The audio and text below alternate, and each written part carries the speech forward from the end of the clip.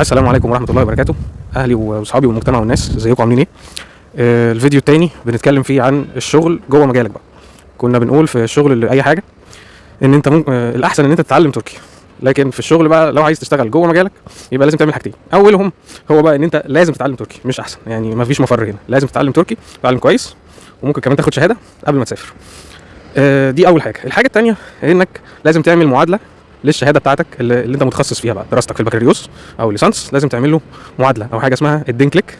لو دورت على النت يعني ازاي تعمل معادله، هتلاقي الطريقه اللي تعمل بيها. انت ممكن تعملها في السفاره التركيه اللي موجوده في اي بلد، في البلد اللي انت عايش فيها يعني، او ممكن تعملها لما تيجي هنا. بس طبعا ايه، لو انت بتفكر تلاقي شغل قبل ما تسافر فهتعملها من السفاره.